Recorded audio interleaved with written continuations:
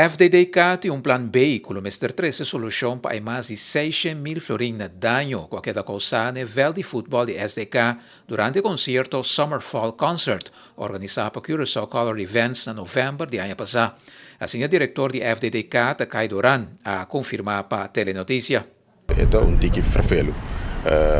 Dus ja, teoren nos gaan sale voor je basis. Nós temos plan B, pero ja, plan B hoor je moet guardar.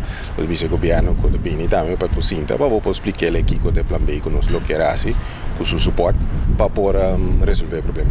Que plan B tá? O plan B me guardar me acaba de atender para mim com os vice persona com nós mestre atender com ele. Anterior nós trabalhamos aqui com o portinho plan B.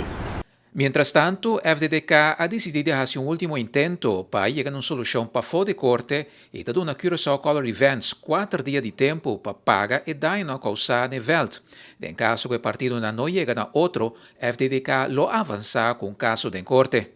Nós está bem de processo agora, toevallig nós bij dienen sei, pero a abogada avisa não espaço para não pôr dona nós contesta.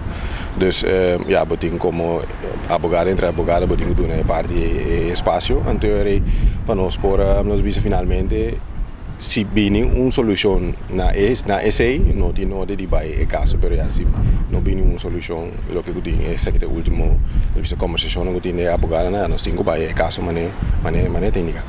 Segundo Rang, el impasse que surge entre Curaçao Color Events y la compañía de seguro contratada no es problema de FDDK y como tal te pone Curaçao Color Events totalmente responsable por más de 600 mil florins de daño causado a nível de SDK. Nós não podemos parte de seguro, porque eigenlijk o cliente que é coaseira seu seguro, tem a conversação aí com o seguro. Nós eigenlijk los visa se tudo o que começará se para dar los visa schade overzicht, die toerkosten eigenlijk worden danjado sem nós assim. Então finalmente está follow up com a pessoa a organização. Pero ja, nós não podemos contestar duidelijk klaar que para nós por começar com nosso trabalho. Para Telenotícia, a reportar José Manuel Díaz.